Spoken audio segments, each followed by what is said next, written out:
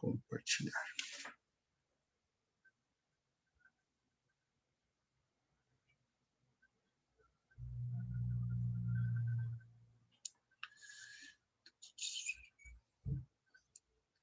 Estão vendo o SAP? Sim. Sim. Beleza. Então, galera, arco elétrico, tem ali a definição. E a poça de fusão. Tá? Então, como eu falei ali para vocês ali, a poça de fusão, né, é onde o material ficou líquido. Líquido porque ele está recebendo um calor ali, né? Está entrando em fusão, né? Então, é a região essa daqui, ó, onde está líquido aqui o material. A temperatura aqui, cara, de, sei lá, de 1.500 a 5.000, 6.000 graus de calor. Então, é uma temperatura alta, né? Para a gente poder fazer essa fusão em material metálico, né? Precisa, então, de calor alto. Então, imagina, tu tá ali na tua mão, ali bem próximo da tua mão, uma temperatura altíssima, né? Para poder fazer esse trabalho. Então, o material está passando do estado sólido para o estado líquido, né? Uma temperatura de mais ou menos isso aí, de 1.500 a 6.000 graus de calor aí, vai variar conforme tu precisa, tua necessidade. Mas como é que a gente regula isso aí, professor? Como é que a gente sabe? Por exemplo, lá nas máquinas que vocês vão utilizar lá no CTM, tá? Lá a gente tem dois controles, um terceiro em algumas máquinas ali, tá? Que é o da corrente e o da tensão. Não sei se o Leandro chegou a explicar para vocês essa parte. A corrente, né, amperes, lembra? Né? E a tensão, volts, tá? Lá na máquina da Sumig, como é popularizado ali o negócio, talvez esteja escrito voltagem, tá? Ou algumas tem só o símbolo, né? O V e amperagem ou A. Na Sumig ali, normalmente, ela populariza isso aí. Você sabe que não existe, né? A gente já é técnico, né? Ou é volts ou é amperes. Ou é corrente ou é tensão. Então, tem essas duas regulagens. Quando eu quero que a máquina aqueça mais, qual é o ajuste que eu tenho que fazer? Que ela tenha mais força.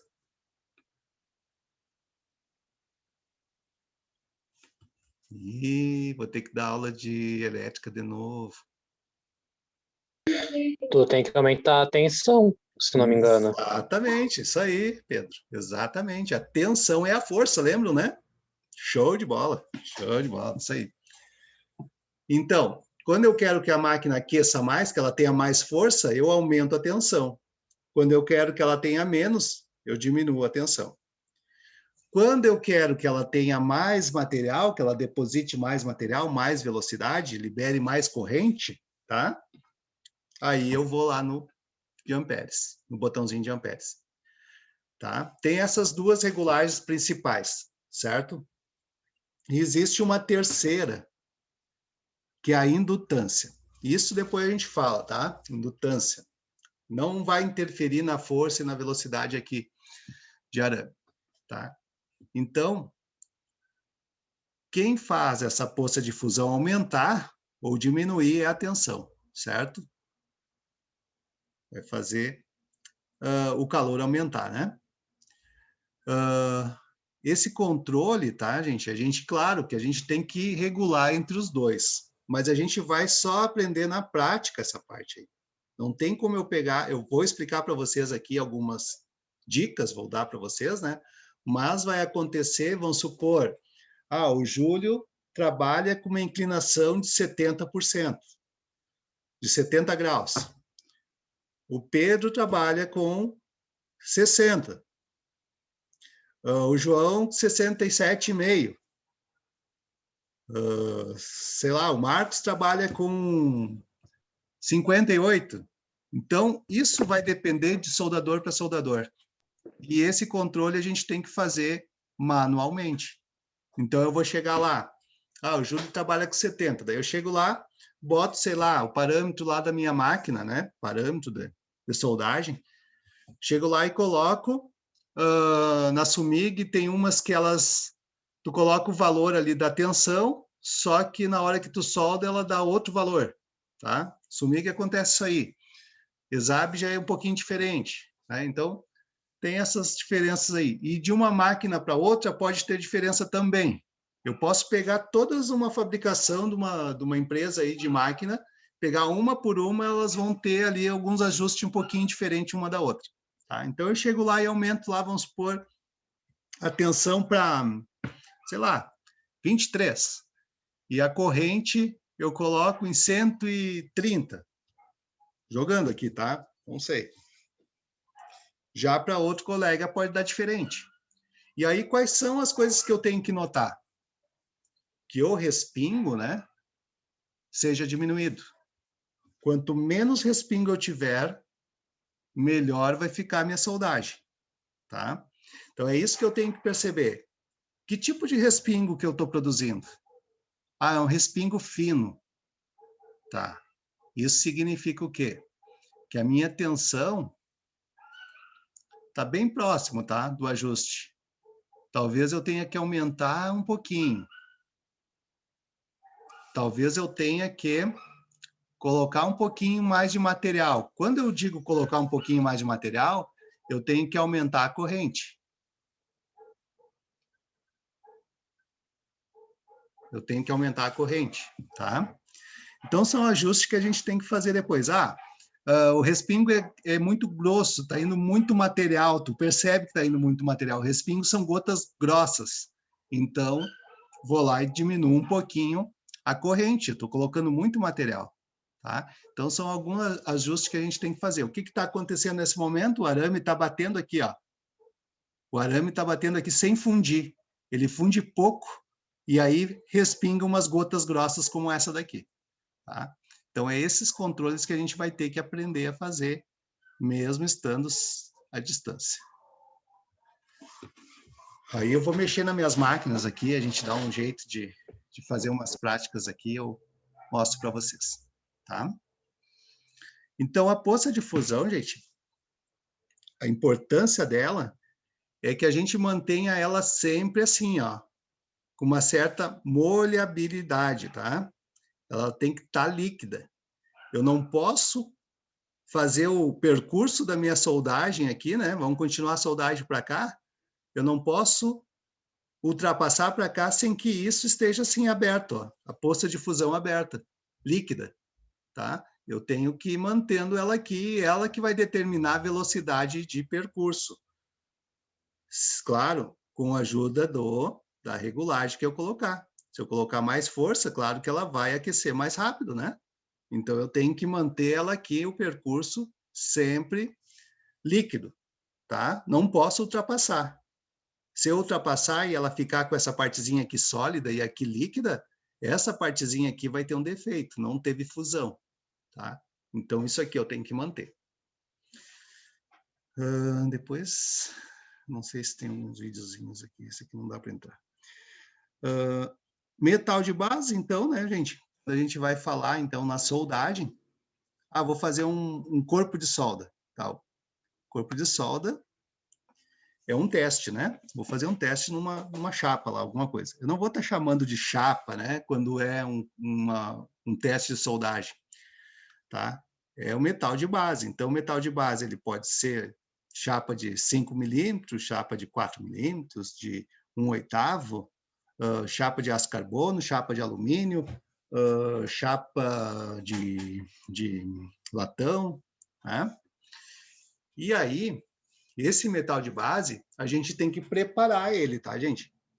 Então, eu não posso, que nem a gente chega lá, né, no CTM, lá e já pega um material e o Alex dava uns gritos, vamos soldar isso e vamos fazer uns negócios aqui, e o cara nem preparou a peça, né? Então, tem que ter uma preparação. Se vocês verem lá no CTM, a maioria, né, a gente acaba não preparando, né, o material de base, porque a gente precisa fazer um processo e depois que tu acaba pegando o jeito ali, tu solda ele assim mesmo, aqueles tubos zincados, tá? O zinco, ele cria um gás, tá, gente? Que ele é meio dificultoso para te poder trabalhar com ele, mas depois que tu pega o jeito, vai, tá? Então, o ideal do zinco, né, é fazer uma retirada de uma parte onde tu vai soldar, né, daquele zinco, lixando, esmerilhando ali aquela partezinha ali para poder ter acesso direto ao aço carbono, tá? O zinco, ele é só um revestimento para intempérie, aí no caso de oxidação, né? Então, o zinco é para isso, tá? Ele não é o material, ele é todo zinco. Não, ele é um revestimento, é como se fosse uma pintura, tá? Foi colocada ali. Então, aqueles tubos zincados, eles servem para que não tenha oxidação tão rápida, tá? Então, ele tem aquele zinco ali, aquele ácido, aquele material que é depositado em cima dele, cria uma certa dificuldade, porque ele cria um gás que não é o gás ideal para soldagem, tá? Depois nós vamos chegar lá nos gases ainda também. Então, a gente retira aquela parte ali, ou um pouco, né? Os materiais têm que estar sempre bem limpos. Isento, então, de tintas, né? De graxas, óleos e oxidação. O que acontece se eu for abrir o arco elétrico numa peça com tinta, por exemplo?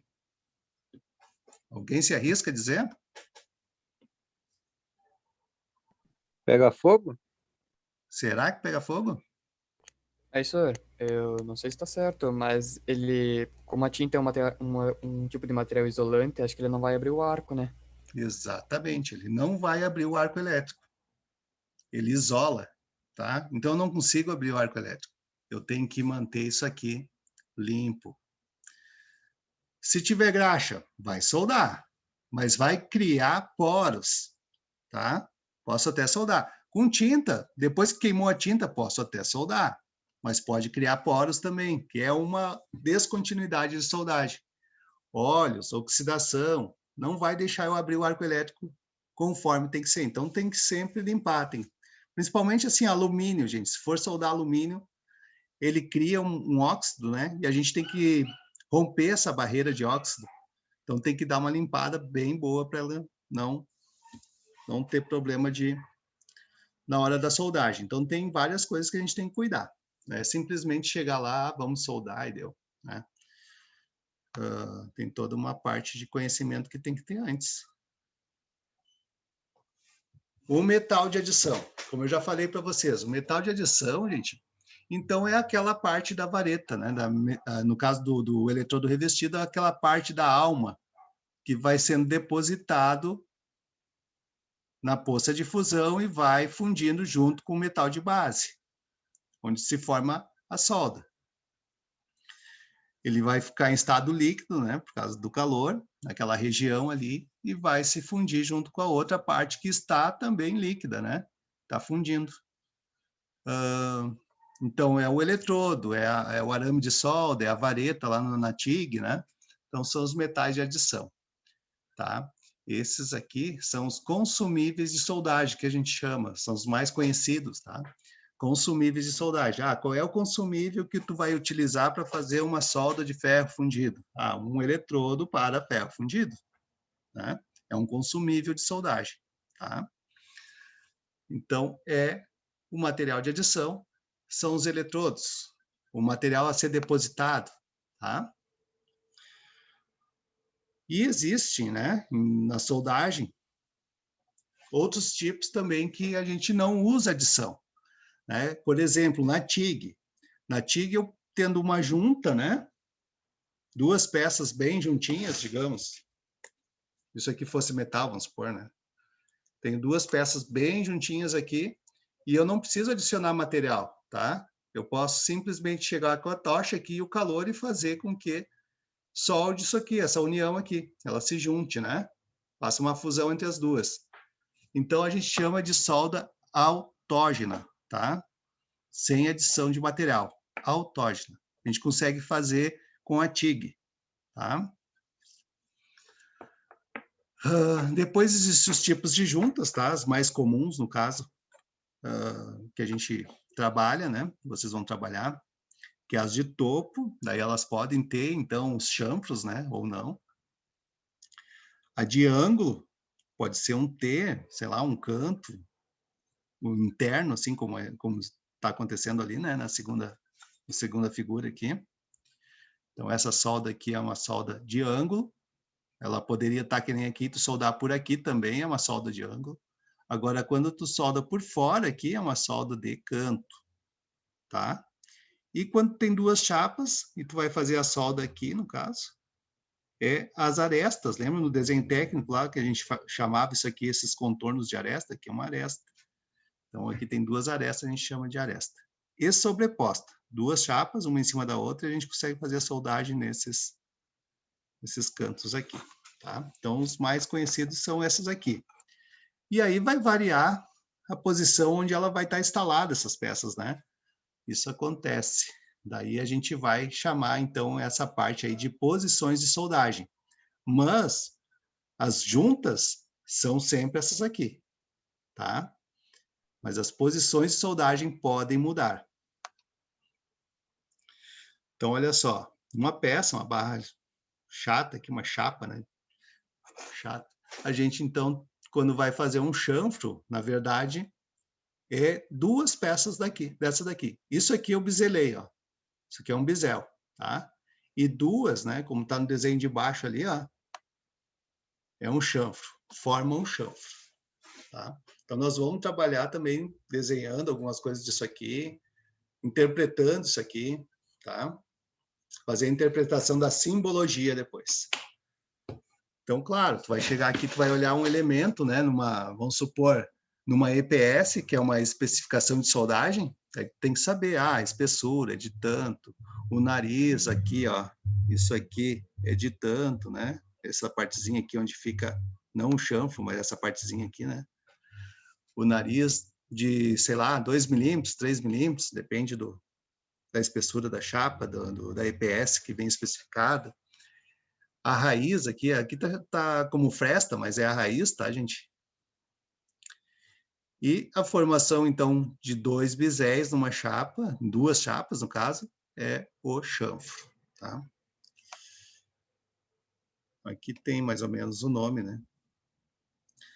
Então, essa raiz é isso aqui, é a folga menor, a distância entre as peças, tá?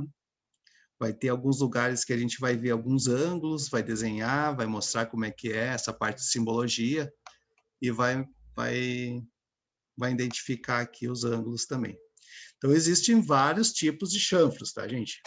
Por exemplo, essa daqui, chanfro em I, né? É uma solda de topo, porém, o chanfro é I. Só tem uma abertura da raiz aqui, ó, para especificar que é em I, tá?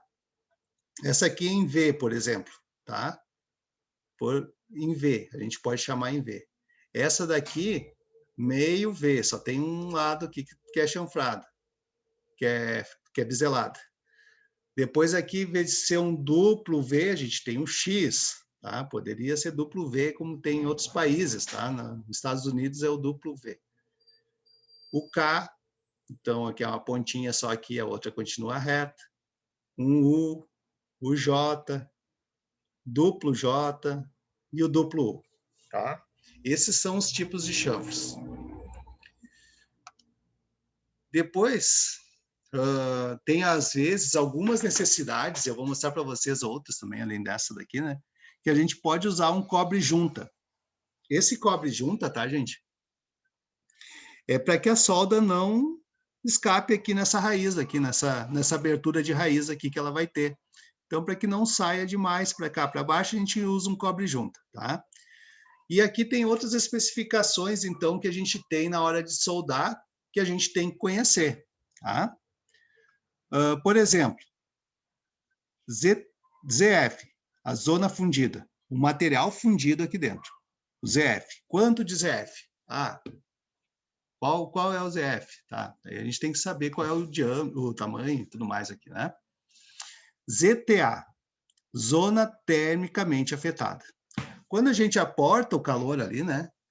A gente tem que ter um controle na soldagem para que essa zona termicamente afetada não ultrapasse aquela medida que foi especificada no EPS, tá? Se ela ultrapassar, o problema todo de eu colocar solda ali a mais só porque eu achei que deveria ir mais, que toda essa estrutura aqui, a mecânica do material de base, ela vai ter uma transformação. Lembra que eu falei para vocês que o material ele tem grãos, ele é todo granulado, né? O material a gente não vê, né? Só no microscópio para a gente ver, mas ele é todo granulado. Se eu aportar muito calor aqui, todas essas moléculas, toda essa parte aqui dessa região aqui, ela vai se transformar e pode criar algumas tensões, tá? O material vai se fundir, outro não, e coisa e tal, vai ficar todo irregular, né? E ele pode criar algumas tensões. Essas tensões podem trincar, tá? Então, por isso que a gente tem que controlar essa medida aqui de tensão e corrente, né? E o tempo também, controlar a poça de fusão para que isso não ultrapasse a medida necessária que foi estudada antes lá, né? Feito vários testes para poder, sim, fazer o produto. Não é, eu cheguei ali e enchi de solda, duvido que vai quebrar. Não, na solda não vai quebrar, mas aqui do ladinho vai, tá? Então, para isso, tem esses estudos, tá? Por exemplo, esse desenho aqui de baixo, essa figura aqui de baixo. ZTA, ou zona termicamente afetada, é a região onde se teve aquecimento devido ao processo de soldagem, porém não chegou ao seu ponto de fusão, né? Em alguma parte ali não chegou ao ponto de fusão, dependendo da forma do material aquecer e esfriar, ele pode sofrer alterações e sua estrutura podendo comprometer a sua resistência ao gerar trincas, tá, gente? Então pode gerar essas trincas. Bueno, mais uma terminologia aqui que a gente usa, tá, gente? Que é o sinete do soldador. Então, quando a gente vai fazer a especificação lá de um produto que eu vou lançar no mercado, né? Eu vou fazer todo esse processo de registro, de liberação desse produto, né? Dos procedimentos todos. Vou pegar o meu melhor soldador. Não vou pegar o mais caco, vou pegar o melhor soldador. E aí, o que eu faço? Pego, vamos supor, 3 soldadores, os melhores lá que eu tenho. A empresa é grande.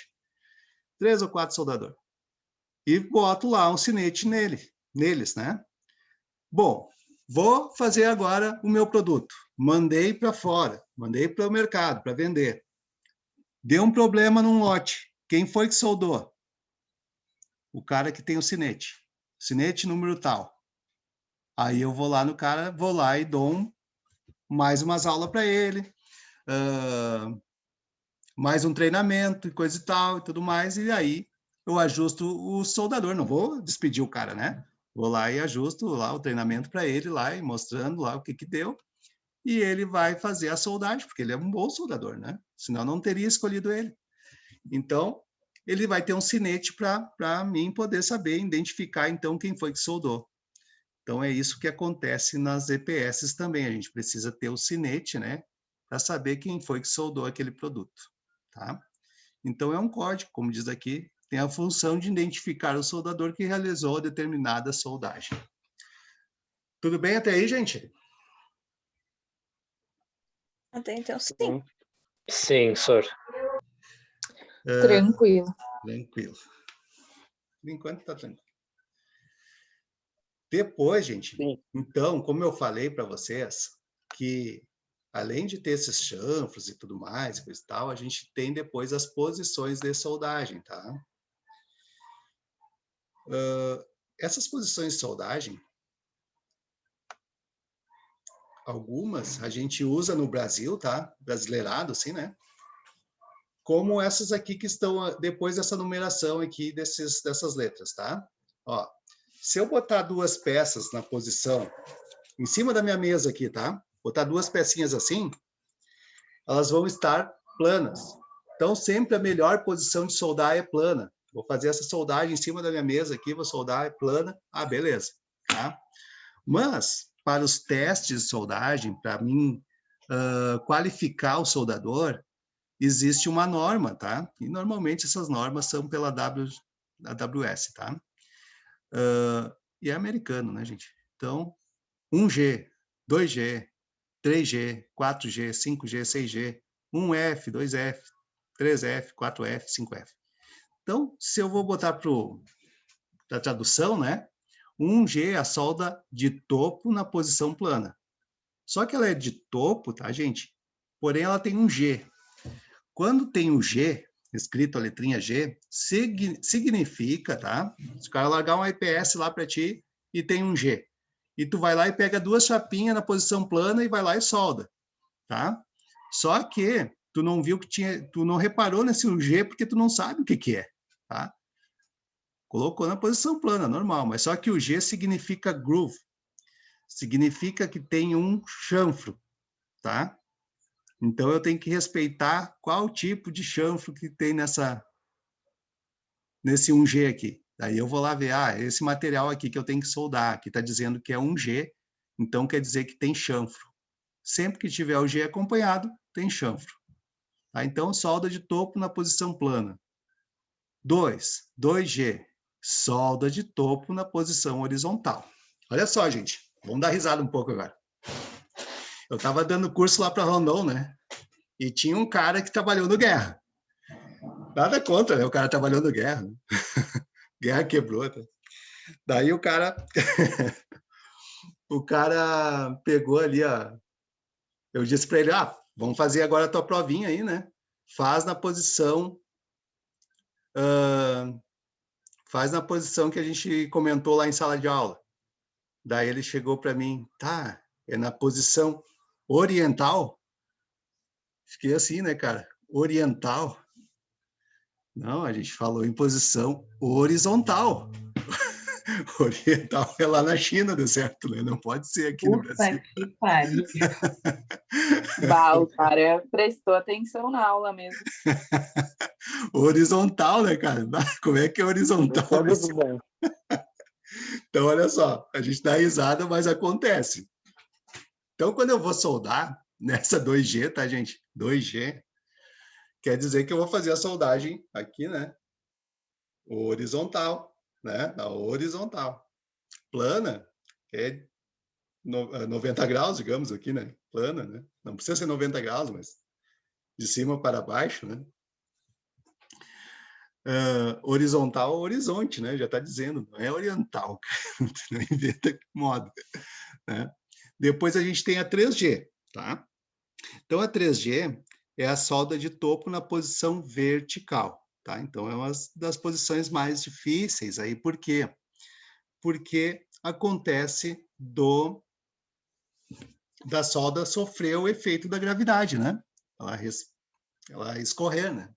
Então, vertical. Existe 2 tipos, tá? Na descendente, de cima para baixo, que é mais fácil, tá? E na ascendente, de baixo para cima, que é um pouco mais difícil. Aquece muito, né? E aí a gente tem que mudar o parâmetro da máquina, mudar alguns parâmetros ali. Tensão na plana tem que ser 21, digamos. Na vertical ascendente pode ser 18, tá? E mais rápido também. Além de tu ter diminuído, né, a tensão, que é o aquecimento, tu também aumentou a velocidade de percurso, né, para te poder soldar, porque acontece de estar mandando solda ali e escorrer. Então, tu tem que ter cuidado para não escorrer. Então, na vertical. O que está escorrendo ali, né? Metal aquecido, né? Então, esse é um cuidado que tem que ter também. Está escorrendo material aquecido ali, super quente. 4G, solda de topo na posição sobre cabeça, né? Acima da cabeça. Está fazendo solda acima da cabeça. Tá? Também com chanfro. 5G, solda de topo na posição circunferencial.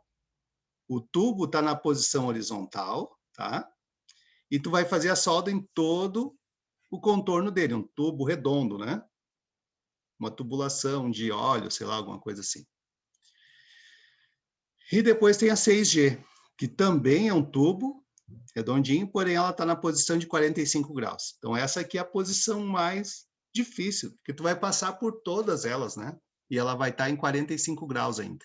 Tu vai passar ela pela vertical, pela plana, pela horizontal, e ela vai estar inclinada, então a dificuldade é muito grande, tá? Não é fácil de soldar esse tipo de posição. E aí, depois, gente, das G, né, vem tudo com F, certo? 1F, 2F, 3F, 4F, 6 e 5F. Não tem a 6F, tá, gente? O que acontece? A solda em ângulo na posição plana. F, quando é F, eu não tenho o chanfro, é um filete, tá? F eu não tenho o chanfro. 2F, solda em ângulo na posição horizontal. Quase que a mesma coisa. O que muda, no caso aqui, né, é os Fs aqui, tá? Que é para fillet, não é, então, com chanfro. Fillet. E aqui daí tem os desenhos de cada um deles, as figuras de cada uma dessas posições, certo? Um exemplo de soldagem de topo, então, é 5G. Essa daqui, ó, tá? Na posição plana, aqui em cima. Daqui a pouco ele está na posição horizontal, na vertical, e assim vai. Ele vai passar por todas em torno desse tubo aí, tá? E quando está em 45 graus, inclinado aqui, né? Então, 6G, certo? Então, esse tipo de tubulação, às vezes o cara leva uma semana soldando. Deixa eu interromper aqui. Não, deixa eu colocar aqui para vocês aqui a outra parte. Vamos ver se eu consigo falar tudo ao mesmo. Começa a falar sobre solda, eu não paro mais, gente. Será que gosta? Então, sobre segurança de soldagem, tá, gente? Até peguei um monte de coisa aqui para mostrar para vocês, vamos ver se eu consigo falar tudo aqui. Segurança da soldagem. Uma coisa que acontece é direto, tá, gente? Isso aqui é a coisa mais normal de acontecer. Tu tá dando aula para o aluno, daí ele vai lá e daqui a pouco fura, ou aquela linha ali não segura direito nas luvas, nessas luvas de raspa de couro, né? E ela se abre. Daí tu vai lá e diz para o aluno, troca de luva. Aí, não, professor, só um furinho de nada. Aí quando tu vê, o cara tá lá trocando a luva bem quietinho, né? Respinga e cai uma faísquinha lá dentro e queima mesmo. Então isso é bacana de falar. Então, os EPIs, tá, gente? Para soldador, vocês já viram lá pendurados, né? É aquelas raspas de couro, né? Então, vou pular essa parte aqui. É aquelas raspas de couros, né? Mas o importante falar nessa parte aqui, tá, gente? A importância de usar esses equipamentos, tá? Então, olha só. A raspa de couro, ela te protege contra a irradiação, tá? Respingos, que pode acontecer ali, um respingo, por exemplo, ele pode percorrer até uns 15 metros, tá? Dependendo do local, ele pode percorrer uns 15 metros, assim, então ele está aquecido, né? É uma fagulhazinha de nada de metal, é um respinguinho de nada de metal, mas aquece muito e queima mesmo, tá? Então, vai te proteger contra o calor, né? Que pode ser cancerígeno, né? Que ele é cancerígeno, e pode te danificar alguns órgãos, né? Então, não sei se vocês já ouviram, os meninos, de repente já ouviram, que o soldador pode ter problema e ficar, como é que eu posso dizer? Perder a potência sexual. Não existe isso aí, tá, gente? Se tu usar os EPIs, não existe isso aí. O que pode acontecer, tá, gente? É se tu não usar as máscaras. E principalmente as mulheres, tá? Porque nas mulheres elas podem acontecer de perder a fertilidade, tá? A fertilização de óvulos. Porque daí o que acontece? Esse gás que a gente respira na hora de soldagem, ele é altamente metálico. E esse metal, quando tu respira, ele vai se depositar na tua corrente sanguínea e vai se acumular em algumas regiões que possam segurar isso aí, né? Principalmente no útero da mulher. Então, ela pode ficar com problema de esterilidade, tá? O homem é muito difícil acontecer esse tipo de risco, tá? A não ser que o cara não use EPI, eu sou machão, eu vou usar sem avental, daí os órgãos, o que acontece, né? Com alto calor, todos os dias, durante 8 horas, o cara vai se cozinhar. Qualquer um vai se cozinhar. Tá? Então, esse cuidado tem que ter por causa do calor que é gerado, né? Então, as vestimentas, né? São raspas de couro, sapato de segurança, a touca ou capacete de proteção, né? O óculos e os aventais, então, luva, polaina e protetor auricular. Então, pode ver que a maioria aqui é radiação, respingo. No sapato aqui, alguma gota, alguma coisa assim, quedas, né, de peças. Então, o que acontece aqui, ó? Esse aqui da queda de peças, tá? Isso aqui é bom o cara falar, porque é da vivência, da experiência, tá? O cara vai lá e vai, professor, aqui, ó, olha minha solda, que legal, que não sei o que, coisa e tal, olha aqui. Vai lá e bota a mão para me mostrar. Tira a luva e tudo, né? Ficou faceiro, tirou a máscara, tirou tudo. Vai lá e bota a mão para me mostrar. O que acontece quando tu pega um negócio quente ali? Nossa, na hora tu larga, entendeu? Um ferro quente, tu larga no teu pé e daí já pode causar um acidente. Machuca outro, cai por cima, sei lá, né? Então, isso aqui acontece, tá, gente? Parece brincadeira, mas acontece.